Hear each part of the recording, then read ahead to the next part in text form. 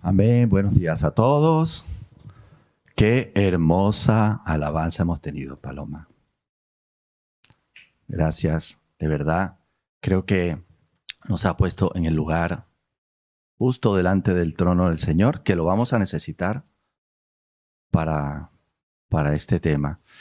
Y también hemos tenido oportunidad de en la Santa Cena examinarnos. Es un poco lo que vamos a hacer.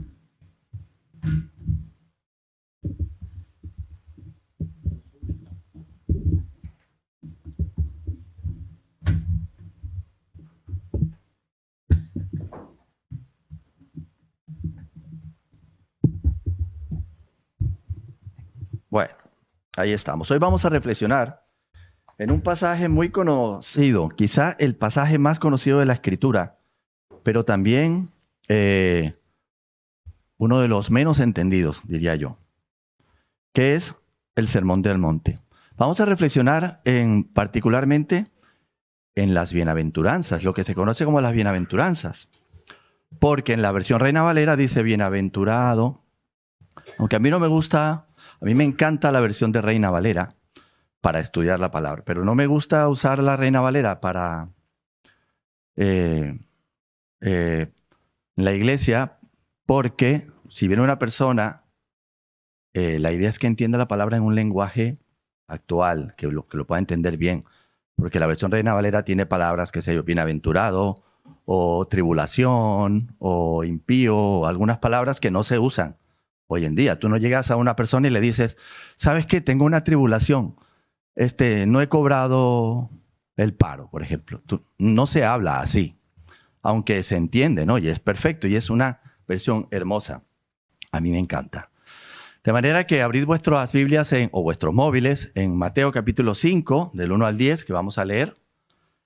Allí desde el versículo 1 dice: Cuando vio a las multitudes, subió a la ladera de una montaña y se sentó. Sus discípulos se le acercaron y tomando él la palabra, comenzó a enseñarles diciendo: Dichosos los pobres en espíritu, porque el reino de los cielos les pertenece. Dichosos los que lloran, porque serán consolados. Dichosos los humildes, porque recibirán la tierra como herencia. Dichosos los que tienen hambre y sed de justicia, porque serán saciados. Dichosos los compasivos, porque serán tratados con compasión. Dichosos los de corazón limpio, porque ellos verán a Dios. Dichosos los que trabajan por la paz, porque serán llamados hijos de Dios. Dichosos los perseguidos por causa de la justicia, porque el reino de los cielos les pertenece. Como sabéis, el Evangelio de Mateo fue escrito pensando en los judíos. Enfatiza mucho a Jesús como el rey, como el Mesías. Y recordad que cuando en el tiempo de Jesús, los judíos ya no eran una nación. Los judíos eran una provincia romana, sometida por los romanos. Y los judíos lo que querían era justamente liberarse del yugo romano y esperaban al Mesías que los libertara de eso. Los líderes religiosos habían perdido totalmente el rumbo. Había 4 grupos: los fariseos, que podríamos decir que eran los tradicionalistas, los que se anclaban a las enseñanzas del Antiguo Testamento, pero nada más en lo externo, porque no era en lo interno. Los saduceos, que es lo que podríamos llamar hoy los liberales o los progresistas, una palabra que se usa mucho porque rechazaban las antiguas tradiciones, querían cambiar las cosas. Los esenios, que eran los separatistas, creían en aislarse. Y los celotes, que eran los nacionalistas, que querían tomar las armas y derrocar el régimen, ¿no? Si lo pensáis, no es nada muy diferente a lo que tenemos hoy. Líderes que no tienen mucha idea y que cada uno va por su tendencia, ¿no? Y bueno, antes de la llegada de Jesús había llegado Juan el Bautista a preparar el terreno, había empezado a predicar para que la gente se arrepintiera y se acercara al reino de los cielos. Jesús bautizó a Jesús en el Jordán y Jesús empezó a predicar. ¿Y qué predicaba Jesús? Está prácticamente en Marcos 1:15. Yo no sé si lo puse. No. Él decía en Marcos 1:15, se ha cumplido el tiempo, decía, el reino de Dios está cerca, arrepentíos y creed las buenas nuevas. Eso es lo que Jesús empezó a predicar. Y estuvo un tiempo predicando y las masas empezaron a seguirlo, y aproximadamente como un año después de que él empezó, él escogió a sus discípulos. La gente cree que escogió a sus discípulos al principio, pero él estuvo un tiempo dándose a conocer antes de escoger a sus discípulos. Y justo después de que él había escogido a sus discípulos, tenemos esta escena en el Sermón del Monte. Pero antes de seguir, vamos a hablar un poquito de quién era el predicador. ¿Quién era el predicador de este sermón? Jesús. ¿Quién es Jesús? Pues el Dios encarnado, el Todopoderoso. No hay mejor predicador que él. No se equivocó. No dijo una palabra sin sentido. Cada palabra cuenta. Eso es importante que lo entendamos, porque es él hablando. Claro que él mencionó esto en una frase, por supuesto que en la Escritura hay mucho material de cada una de estas cosas que él dijo. Hay muchísimo material, tanto así que pudiéramos hacer predicaciones de cada una completas. Pero bueno, vamos a pasar por encima de ellas. Vamos a empezar. Dice el texto que cuando vio a las multitudes, bueno, ahí lo tenéis, ¿no? Cuando vio a las multitudes, subió a la ladera de una montaña y se sentó. ¿Nos recuerda esto de la montaña? ¿Dónde recibió Moisés las tablas de la ley? En una montaña, en el monte Sinaí, ¿verdad? Y entonces ahora Jesús sube a la ladera de una montaña y se pone allí. Y eso es significativo porque Dios le dio el antiguo pacto a Israel en una montaña y Dios venía a entregar un nuevo pacto, a renovar el pacto. Y entonces eso es importante tenerlo en cuenta. Y se sentó. Era la costumbre de los rabinos o de los maestros de la ley judíos a que cuando daban cátedra, es decir, cuando enseñaban, ellos se sentaban.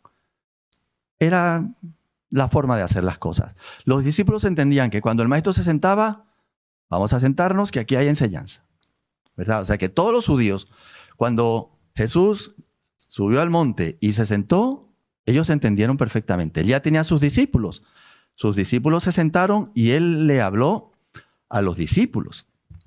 Pero había una multitud allí. Había una multitud allí que lo seguía.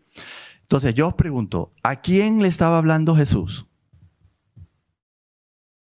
A todos, claro, pero como os dije antes, Jesús tenía ya un tiempo predicando. Los que lo seguían eran personas a los que le había calado el mensaje, que estaban buscando, habían buscado arrepentimiento, ¿verdad? Y principalmente dice el texto que le hablaba a sus discípulos.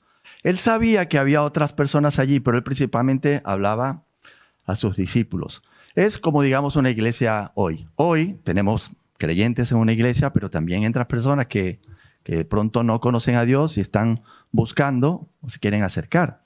Y él lo sabía porque más adelante en el sermón dice: entrad por la puerta estrecha que conduce a la vida. O sea que él está hablándole a los que todavía no creían, ¿verdad? Sin embargo, en este mensaje del sermón, él no habla del evangelio. Él no habla aquí de cómo llegar a Dios. No.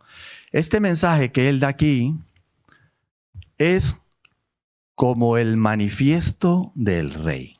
Es como diríamos hoy el programa de gobierno.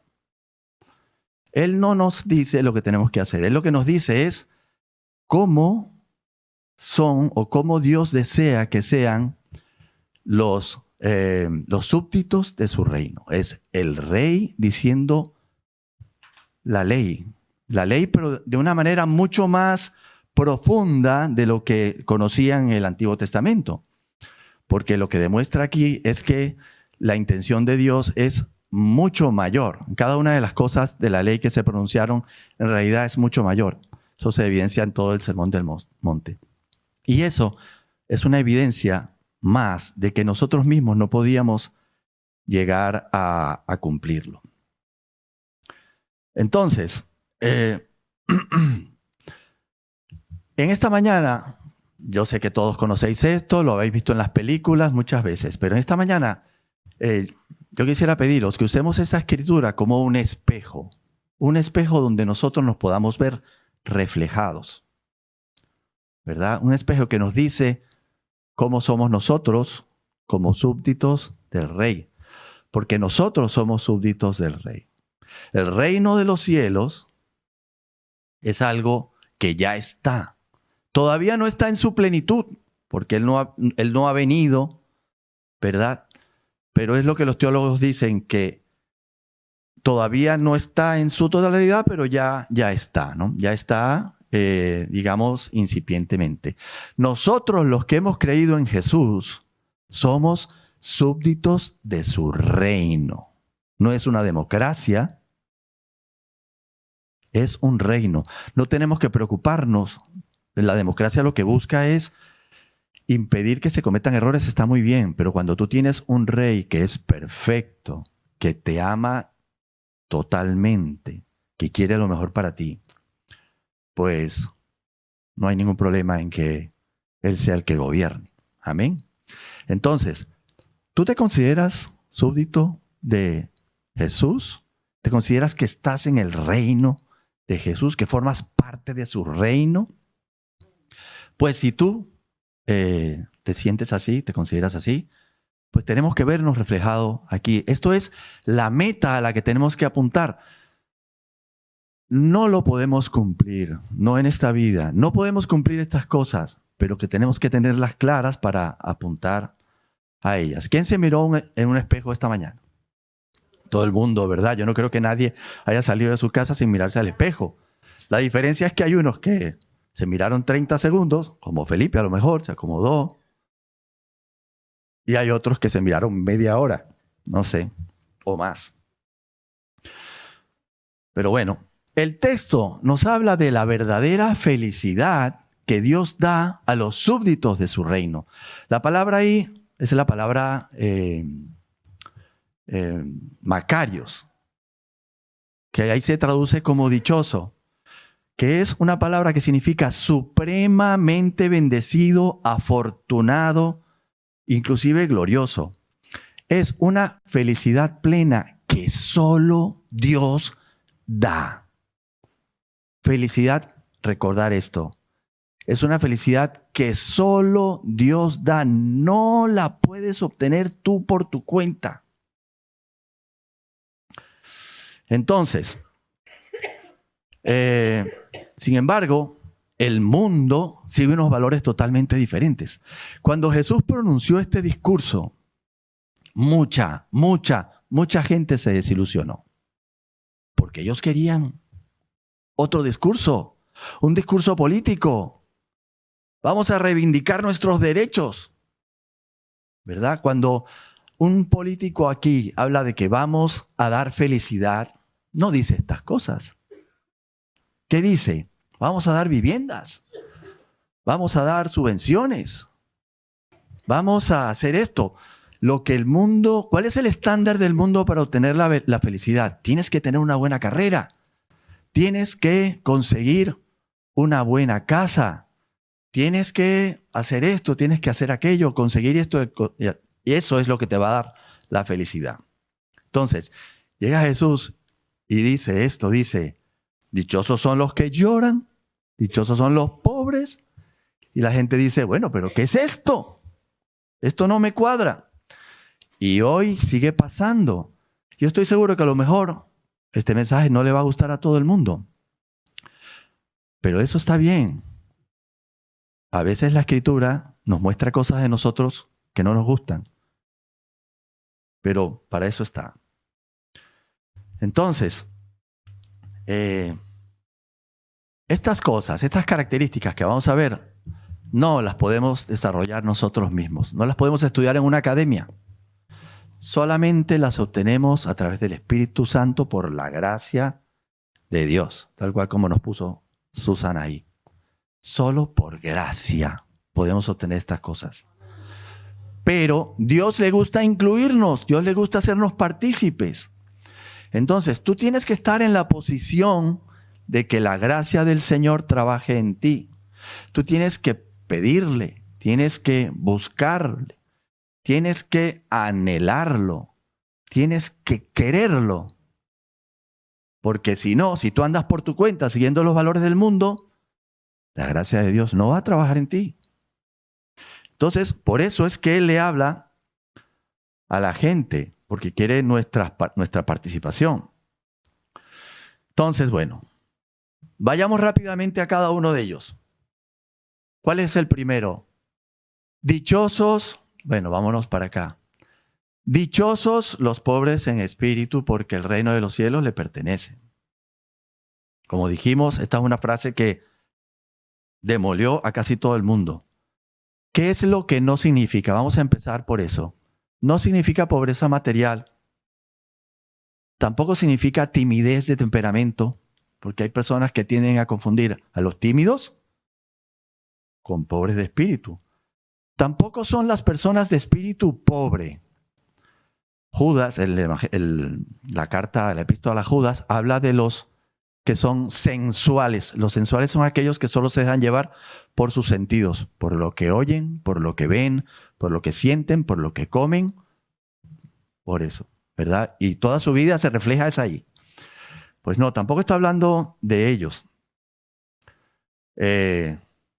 Tampoco los pobres de discurso. Hay personas que cuando tú les dices, ¿tú eres capaz de hacer esto? No, yo no puedo, yo no sé. Y hay algunos de ellos que solo lo hacen para que tú les digas, no, sí, tú sí puedes, para que tú les reafirmes. O hay otros que cuando tú les dices, hay que hacer tal cosa, ¿tú puedes hacerlo? No, yo no sé. No es que no sepa, es que no quiere la responsabilidad de hacerlo. No, tampoco estamos hablando de esos. Entonces, ¿de qué está hablando cuando dice los pobres en espíritus? Aquí es la palabra tojos, del griego, que significa realmente afligido. Es un espíritu afligido porque se sabe pecador, porque se sabe necesitado, porque te sabes que no eres nada, que no tienes nada y que necesitas todo. Es como dice, como le dice Jesús a la iglesia de la Odisea en Apocalipsis, le dice, allí en Apocalipsis capítulo 3 le dices, soy rico, me he enriquecido y no me hace falta nada, pero no te das cuenta de que de que eres infeliz y miserable, pobre, ciego y desnudo. No depende de lo que tienes, sino de que te sientes necesitado. Pero quizá el mejor ejemplo de entender el pobre en espíritu está en Lucas 18, en la parábola del fariseo y del recaudador de impuestos. ¿Qué es lo que os traje aquí? ¿Qué es lo que dice el fariseo? El fariseo dice, oh Dios, te doy gracias porque no soy como los otros hombres, ladrones, malhechores, adúlteros, ni mucho menos como ese recaudador de impuestos que está por ahí. Ayuno 2 veces a la semana y doy la 10ª parte de todo lo que recibo. Ese es el fariseo. Y el publicano o el recaudador, ¿qué dice? Ni siquiera se atrevía a alzar la vista al cielo, sino que se golpeaba en el pecho y decía, Dios, ten compasión de mí que soy pecador. Pues seguramente que el fariseo tenía una mejor conducta que el recaudador. Pero él se creía justo por su propia justicia. No necesitaba la gracia de Dios. En cambio, el publicano sí. Entonces, el pobre en espíritu es el que acude al trono de gracia porque necesita al Señor. Es el que va al taller del maestro para ser transformado. ¿Y cuál es la bendición de los que son pobres en espíritu? Dice, el reino de los cielos le pertenece. Les voy a decir que es un barrio muy exclusivo. Había una empleada que era muy, muy, muy pobre. No tenía nunca 5 euros para hacer nada.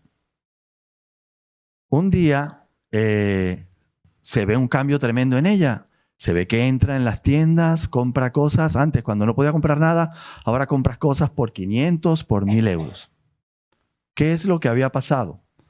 Había pasado de que un hombre rico se le había propuesto y ella lo había aceptado y se había casado con él. Y todos los bienes de ese hombre, su marido ahora le pertenecían, su estatus cambió y ahora sí tenía. Pues nosotros tenemos que ser igual.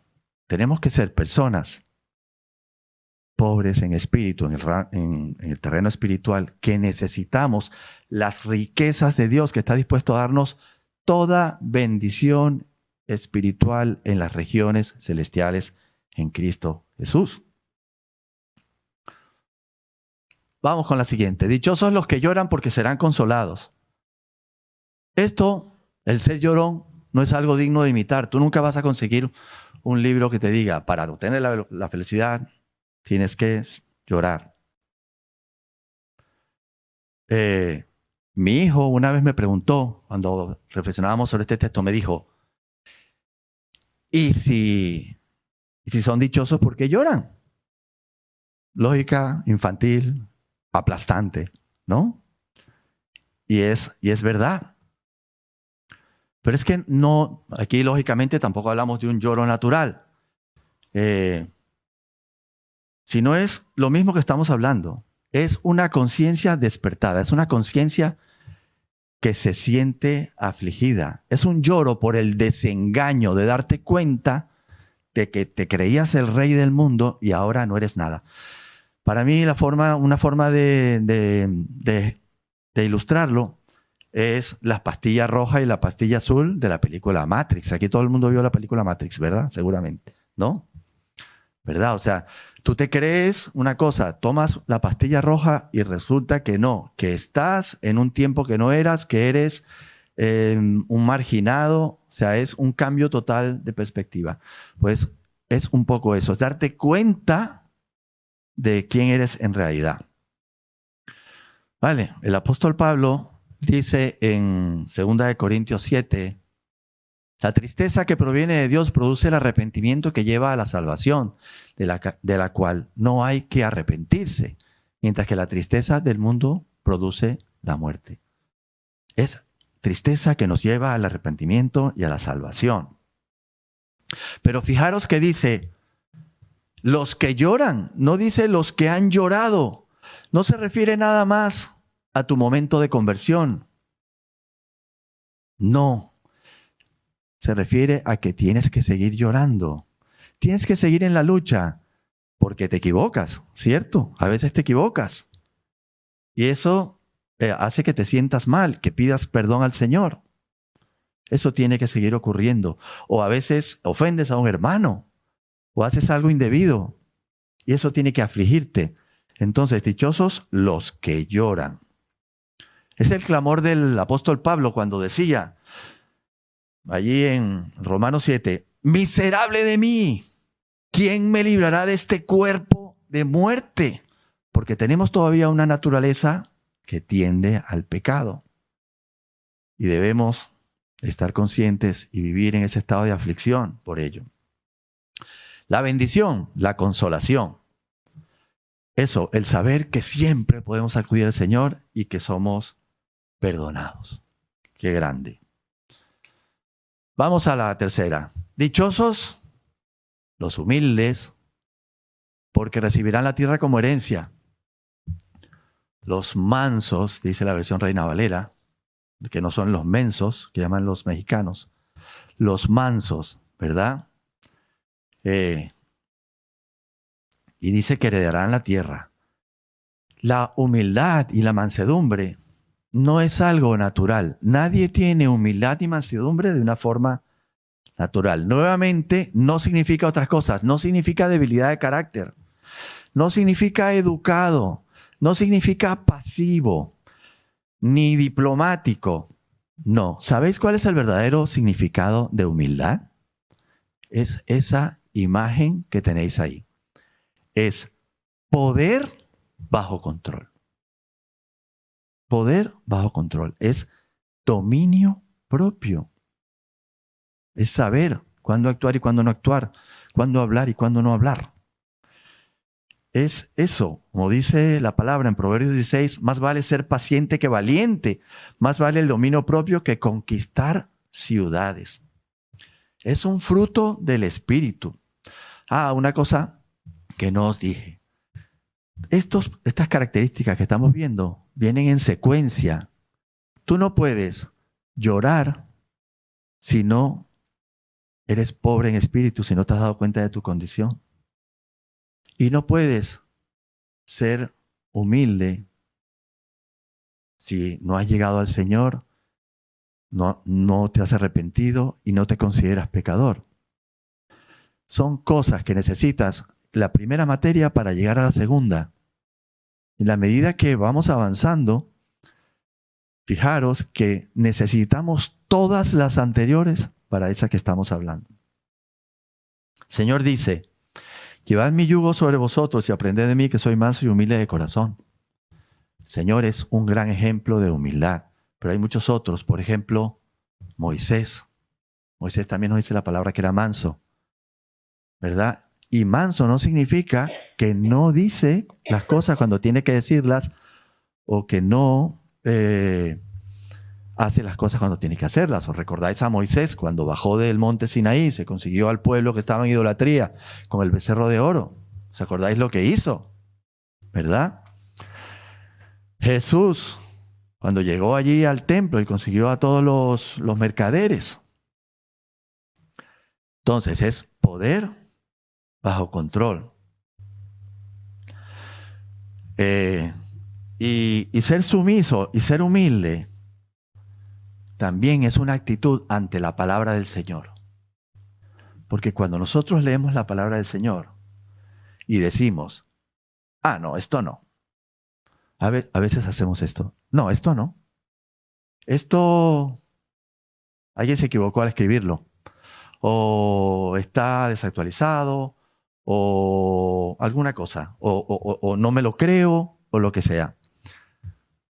Se necesita humildad para leer y tomar la palabra del Señor, porque no es natural. Y recordad que tenemos un mundo y una sociedad que va contrario a los valores del Señor. Y muchas veces esas cosas, por supuesto, no van con el mundo y tendemos a rechazarlas.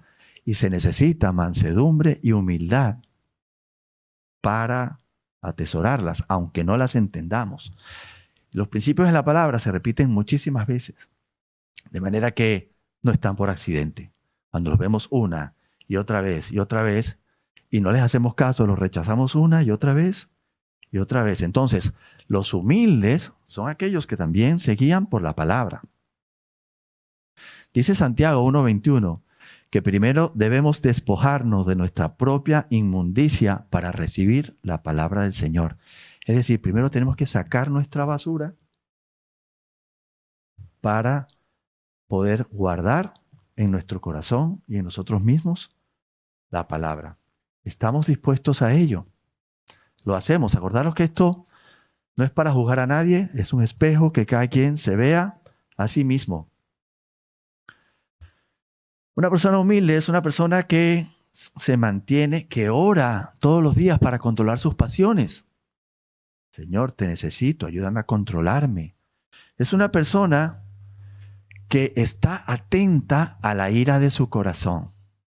Cuando su corazón se sobresalta, pues es como un pequeño fuego, ¿verdad? Que nos lleva a decir cosas, que nos lleva a hacer cosas. Si vivimos con una persona, nos puede llevar a una discusión, ¿verdad? de eso, esas las hemos vivido todos, estoy seguro. Entonces, tenemos que ser conscientes de la ira de nuestro corazón y saber cuándo debemos refrenarnos y cuándo debemos controlarnos. Dice Proverbios 17, iniciar una pelea es como romper una represa. Solamente diste el primer golpe, pero lo que viene es ¡wow! Os voy a dar un ejemplo de humildad que conseguí. El evangelista Dwight Moody, norteamericano del siglo XIX, fue una vez predicador en un sitio y hizo su sermón. Y después de él vino un segundo predicador. Y ese segundo predicador, no sé por qué motivo, se dedicó a criticarlo. Dijo que su discurso no estaba bien pulido, que había sacado 4 notas de los diarios y las había usado, y lo criticó y lo dejó por el suelo. Pues este señor se levantó, pidió perdón, reconoció su falta de habilidad para hacer un sermón correcto y le pidió a la persona que lo había criticado que orara por él para que lo hiciera un mejor siervo del Señor. Imaginaros eso. No es algo que solemos hacer nosotros. ¿Y cuál es la bendición? Recibir la tierra como herencia. Esto tiene tela marinera. Para no alargarme, solo voy a decir que el Señor le dio a la humanidad una tierra perfecta, pero por la caída del hombre, por el pecado, está maldita, ¿verdad? Luego, en su plan de redención, Él le promete la tierra prometida al pueblo de Israel. Pero verdaderamente, a todos los que somos descendientes espirituales de Abraham, que fue por donde comenzó el plan de redención del Señor, nos ha prometido un nuevo cielo y una nueva tierra. Y vamos a reinar con Él, seremos coherederos con Él. Entonces, esta es una promesa presente y también futura. A veces pensamos que esto es nada más una promesa futura, pero es una promesa presente. Por ejemplo, en el Salmo 37 nos dice cosas como esta. Confía en Él y Él actuará. Disfrutarán de gran bienestar, sostendrá a los justos, en tiempos difíciles serán prosperados, en épocas de hambre tendrán abundancia.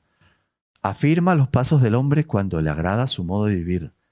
Nunca he visto justos en la miseria, ni que sus hijos mendiguen pan. Amén.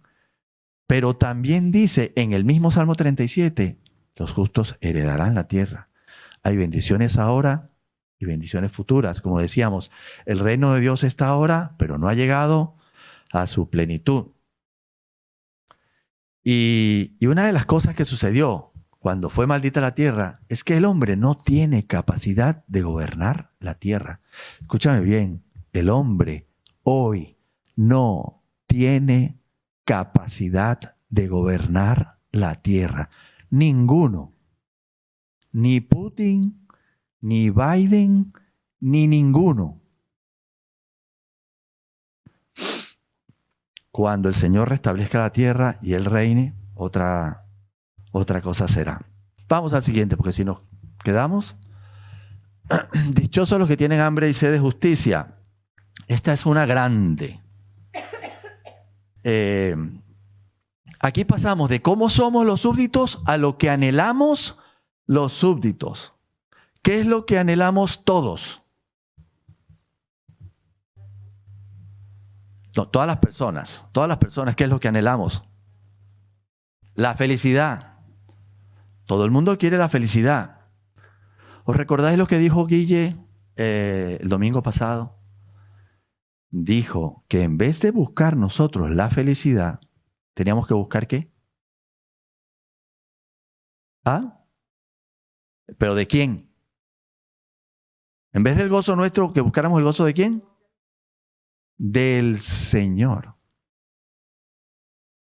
Haz lo que agrada al Señor. De hecho, Jesús mismo lo explicó un poco más adelante en el Sermón del Monte. Dijo, ¿qué comeremos o qué beberemos? ¿Con qué nos vestiremos? Los paganos andan tras, creo que lo puse. Sí, Los paganos andan tras todas estas cosas, pero el Padre Celestial sabe que necesitáis de todo esto. Más bien, buscad primeramente el reino de Dios y su justicia, y todas estas cosas os serán añadidas. Guille dijo, tú dale gozo al Señor, y el gozo del Señor brillará en ti, a través de su Espíritu. Busca el reino de Dios y su justicia, y todo lo demás vendrá añadido. Pero no busques la felicidad, porque si tú buscas la felicidad, la vas a buscar por tu cuenta. Y la verdadera felicidad no es la que tú consigues, es la que es dada por Dios. No busques la felicidad. Gran lección. No busques la felicidad. Busca tener hambre y sed de justicia. ¿Y qué es la justicia? Cuando Jesús habla aquí de justicia, tenemos que entender la justicia al modo judío, porque le estaba hablando a los judíos. Y tenemos que irnos al Antiguo Testamento. Hay montones de textos. Yo aquí os voy a poner uno que dice, observad el derecho y practicad la justicia, porque mi salvación va a llegar. Mi justicia va a manifestarse. En el hebreo es muy usual usar el paralelismo, es decir, se dicen las mismas cosas con dos frases sinónimas. Entonces, practicar la justicia, mi salvación va a llegar, mi justicia va a manifestarse, son sinónimos. Entonces, ¿qué es la justicia? La salvación. Aquí justicia es igual a salvación. Entonces, pero no es el momento en que entregamos nuestra vida a Dios, sino es más allá de eso, es buscar nuestra transformación, es buscar nuestra santificación, es llevar una vida piadosa que agrade al Señor, que le dé felicidad al Señor. Es anhelar ser como Cristo, es anhelar dejar nuestros pecados, nuestros problemas. Y no es solamente en la salvación, es todos los días. Os voy a poner un ejemplo. Imaginaros un deportista de alto nivel, de competición de olimpiada, que entrena 12 horas por día, que de pronto se empieza a sentir mal, de pronto se da cuenta que no rinde igual, que está entrenando y no le va igual. Algo pasa. Cambia la dieta, pone más de esto, pone menos de aquello, cambia un poco el ejercicio, en vez de hacer esto, hace lo otro. ¿Verdad? Le pregunta a su entrenador y busca y cambia. Y no lo consigue, sigue sintiéndose mal. Va al médico y resulta que tiene una enfermedad incurable, degenerativa. Entonces, no importa lo que él hiciera, no importa lo que comiera o el ejercicio que hiciera, si no sana su enfermedad, no se va a recuperar. Es el mismo cuadro nuestro. Nosotros tenemos infelicidad, tenemos una enfermedad que es el pecado. Y en vez de buscar al Señor y su justicia, lo que queremos es resolverlo nosotros. No va a funcionar. Romanos 10 lo dice así: no conociendo la justicia que proviene de Dios y procurando establecer la suya propia, no se sometieron a la justicia de Dios. Entonces, como no es algo que podemos obtener por nosotros mismos, tenemos que pedírselo al Señor.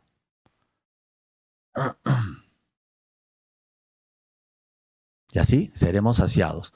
Dichosos los compasivos. Todos tenemos una cita con el gran trono blanco de Dios, dice Apocalipsis 20. Serán abiertos los libros y todos seremos juzgados. Unos serán juzgados por su propia justicia, por todo lo que han hecho, por todo lo que han pensado. Está escrito ahí en los libros. Y otros tendrán compasión porque se les aplicará la justicia de Cristo que pagó por nosotros. Yo te pregunto, ¿qué quieres tú?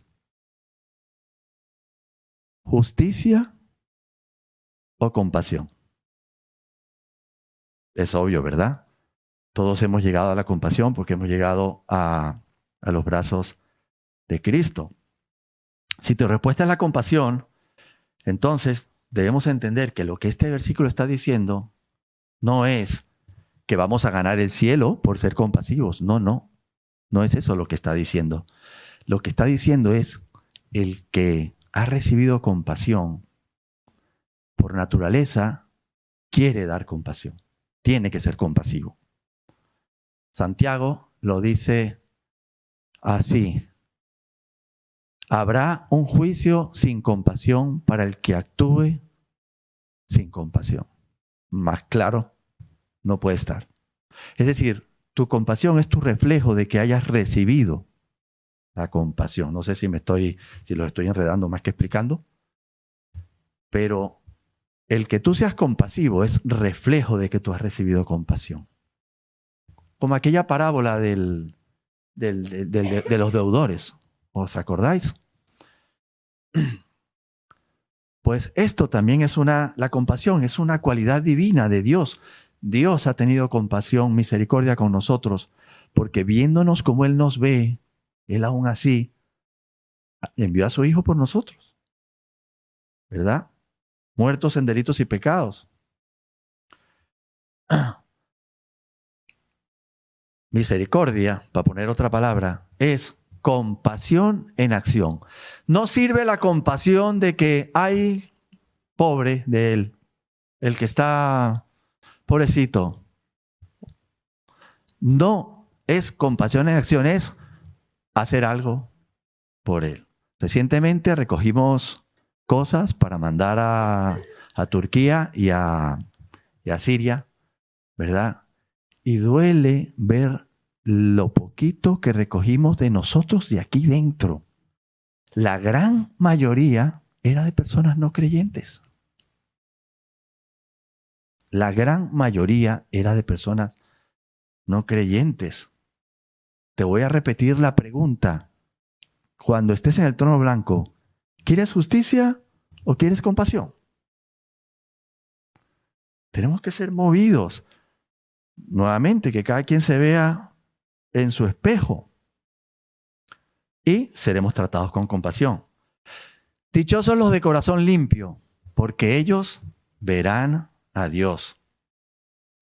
Nuevamente, el mensaje es muy distinto. Nadie te dice, para obtener la felicidad, pues tienes que tener un corazón limpio.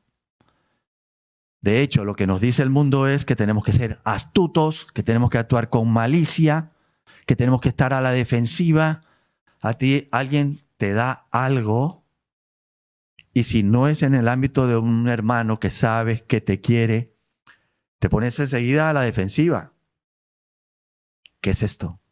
¿Sí o no? Estamos programados para eso. ¿Qué se refiere el Señor cuando habla del corazón? No se refiere al órgano que bombea sangre, tampoco se refiere a lo que la sociedad llama el corazón, que es donde nuestros sentimientos. Para el judío, el corazón era el centro de su ser. El centro de su ser intelectual, el centro de su ser espiritual, el centro de su ser físico y el centro de sus sentimientos. Todo. Y por eso es que nos dice la palabra que cuidemos el corazón, porque del corazón mana la vida. Entonces, allí están nuestros pensamientos, pero también está nuestra voluntad, lo que nosotros decidimos hacer. Están nuestros sentimientos también, todo está ahí. Entonces, es en el corazón donde trabaja la gracia del Dios. Dios transforma nuestro corazón. Dice la palabra que nos cambia un corazón de piedra por uno de carne, ¿verdad? Porque nuestro corazón, ¿qué busca? Lo suyo, lo nuestro, nada más. Pero, como decíamos antes, nosotros tenemos que anhelarlo, tenemos que pedirlo. Señor, cambia mi corazón. Cada vez que vemos que hacemos algo que no le gusta a Él, Señor, ayúdame, cambia esto.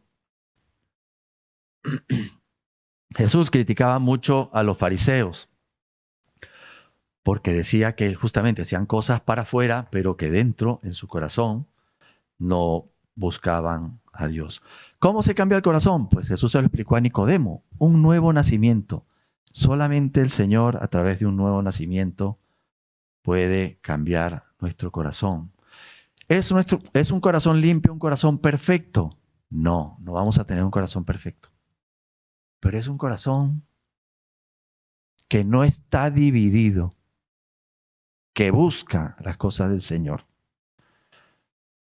Entonces, así como la fe no es solo creer, la fe es confiar. De igual manera, nuestro corazón tiene que expresarse y manifestarse. Todo el mundo conoce tu corazón porque lo que tú dices y lo que tú haces refleja tu corazón. No podemos engañar a nadie. A nosotros mismos, nosotros sí nos engañamos a nosotros mismos porque creemos que somos esto y creemos que somos aquello. ¿Verdad? La verdad es que es así. ¿Cuál es la bendición?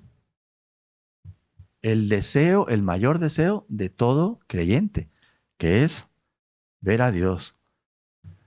Pero nuevamente, esto no es una promesa futura. Le veremos. Pero esto es una promesa presente. Los de corazón listo, ven a Dios en las cosas del día a día. Los de corazón limpio, ven a Cristo en todas las partes de la Escritura, aunque sea, qué sé yo, Levítico. Tú ves a Dios. Ver a Dios se ve de muchas maneras. Lo veremos, algún día lo veremos, ahora lo vemos, como dice la palabra, como un reflejo, un mal reflejo, después lo veremos cara a cara. Pero si procuramos tener un corazón hacia Dios, lo veremos mucho más. Instrúyeme, Señor, en tu camino para conducirme con fidelidad. Dame integridad de corazón para temer tu nombre. Salmo 86, 11. Es el caminar todos los días con Dios. Dichosos los que trabajan por la paz. ¿Os dais cuenta de la secuencia, verdad? No podemos trabajar por la paz si no tenemos un corazón limpio. ¿Por qué? Porque dice Santiago, ¿de dónde surgen las guerras y los conflictos entre vosotros? ¿No es precisamente de las pasiones que luchan dentro de vosotros mismos? Es así, Santiago 4:1. La pureza y la paz están agarradas de la mano. Trabajar en la paz es trabajar, es signo, evidencia de un corazón limpio. Dice Santiago 3:17, buscad la paz con todos y la santidad sin la cual nadie verá a Dios. Entonces, ¿qué es lo que no es? ¿Qué es lo que no es? Ceder todo el tiempo para evitar conflicto. No, no estamos hablando de eso. Sí, la palabra nos dice que evitemos controversias inútiles, pero nos dice que debemos ser fieles a la verdad. Y esto lo vemos, por ejemplo, en Daniel. Daniel no se metía en líos porque sí, pero cuando se le obligó a comer cerdo, dijo no. Cuando se le obligó a adorar a la estatua de oro, dijo no. Cuando se le obligó a dejar de orar a su Dios, dijo no. Se mantuvo firme. Entonces, debemos tener cuidado. Realmente de lo que está hablando aquí el Señor es de testificar del Evangelio. La verdadera paz ocurre cuando las personas nos entregamos al Señor y Él gobierna sobre nosotros. Esa es la verdadera paz. Después de la Primera Guerra Mundial, que dejó millones y millones de muertos, las naciones dijeron, esto no se puede repetir. Vamos a asegurarnos de que esto no se repita. Vamos a crear un organismo internacional donde podamos consensuar, dirimir nuestras diferencias, aclarar todas las cosas. y crearon la ONU. ¿Se acabaron las guerras? No, no se acabaron las guerras. Después vino la segunda.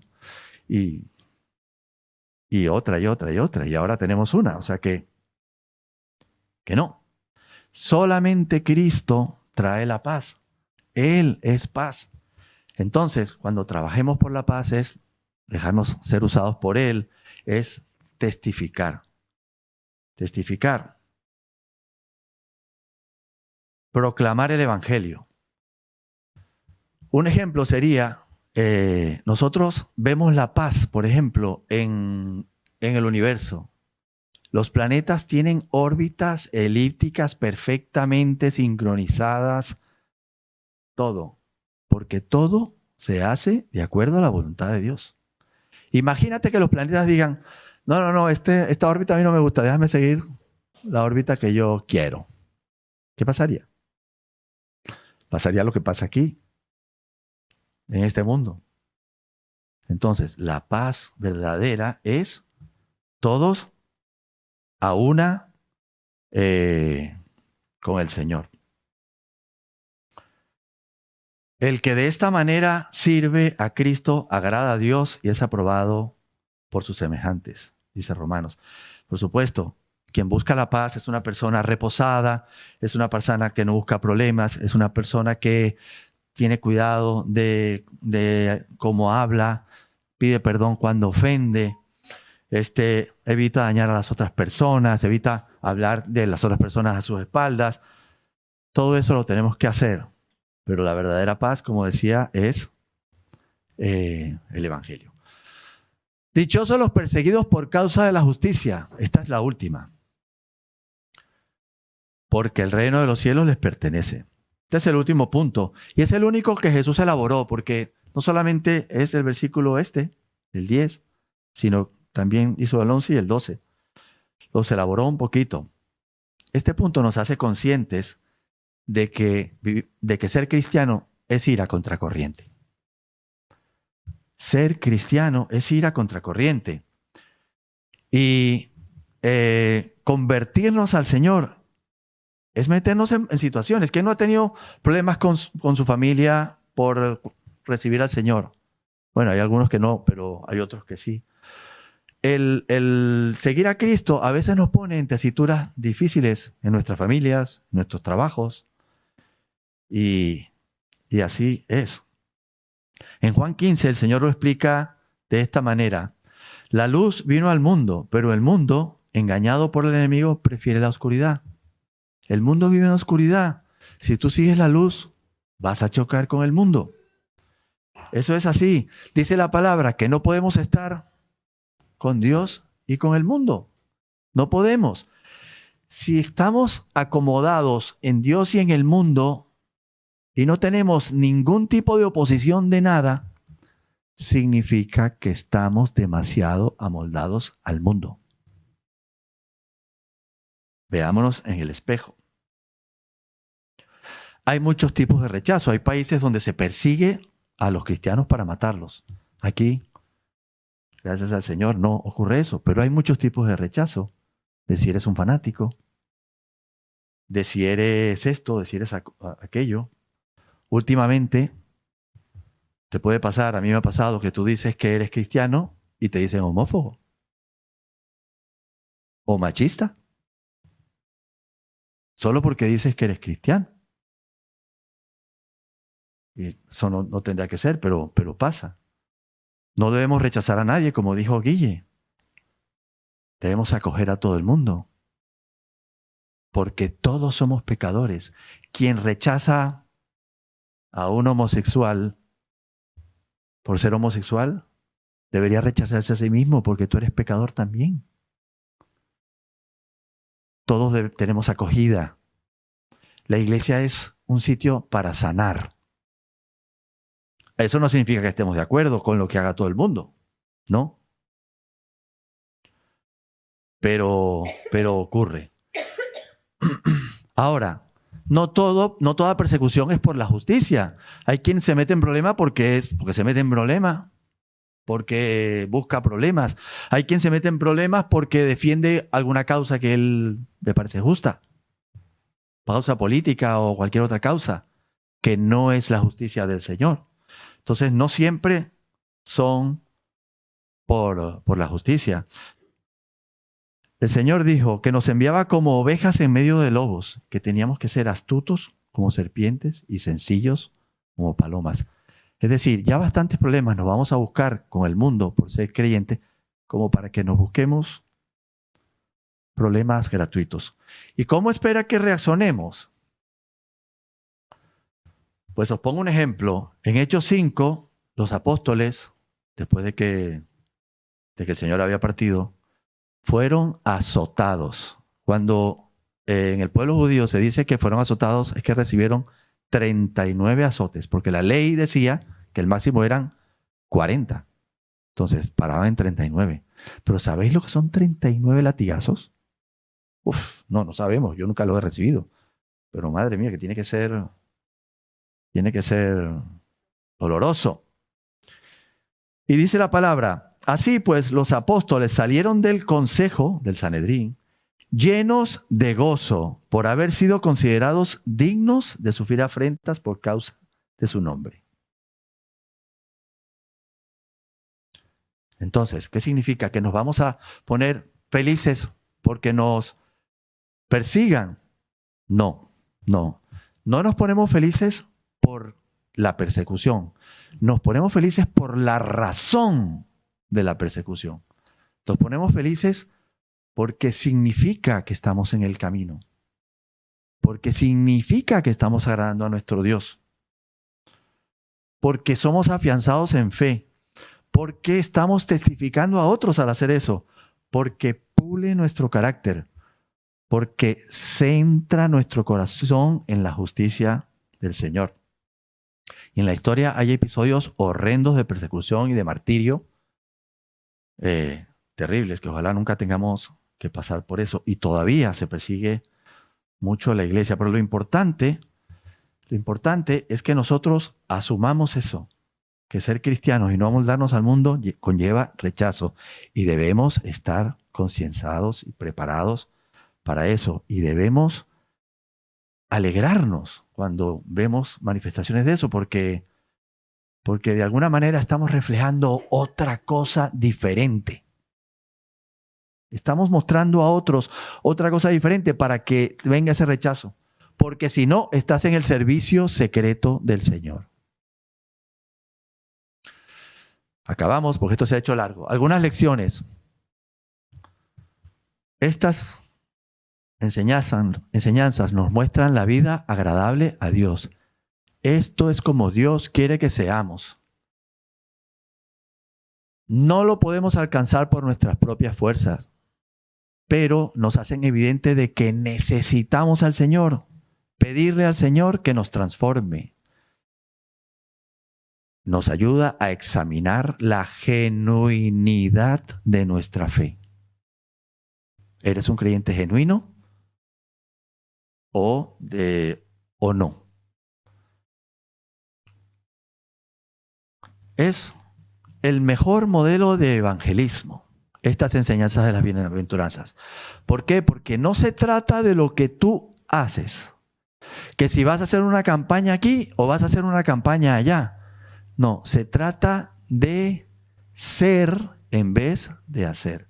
Cómo tú eres refleja al mundo a Cristo, en cómo eres misericordioso, en cómo eres compasivo, en cómo eres de espíritu pobre, manso, pacificador. Eso refleja a Cristo más que la campaña evangelística. Es el mejor método de dar testimonio. Y para lo que decíamos, para obtener la felicidad, pide a Dios que te convierta en un súbdito digno de su reino y tendrás felicidad total. Pidamos al Señor que nos llene de su gracia, de humildad, de compasión, de mansedumbre. Que seamos testigos a los demás y tendremos felicidad. No importa la circunstancia, así nos lleven a la hoguera. A muchos los llevaron. Tendremos felicidad. Que esto nos sirva de espejo. Oremos. Amado Dios y Señor, muchas gracias por tu palabra, Señor. Muchas gracias porque tu palabra está allí, Señor, como un espejo para vernos, porque tu palabra nos habla, porque tú nos has dejado un manifiesto claro de cómo quieres que seamos nosotros los súbditos de tu reino, porque somos súbditos de tu reino glorioso, un reino lleno de amor, un reino lleno de gozo y de felicidad, pero un reino de justicia donde hay reglas claras que tú has definido, Señor. Y cuando nosotros hemos dicho amén y te hemos hecho Señor, te hemos hecho Rey, Señor, nos hemos atendido a este plan, Señor. Pero te necesitamos porque estas son cosas que no podemos obtener nosotros. Estas son cosas que tú nos das. Es fruto de tu espíritu, Señor. Aviva tu espíritu en nosotros.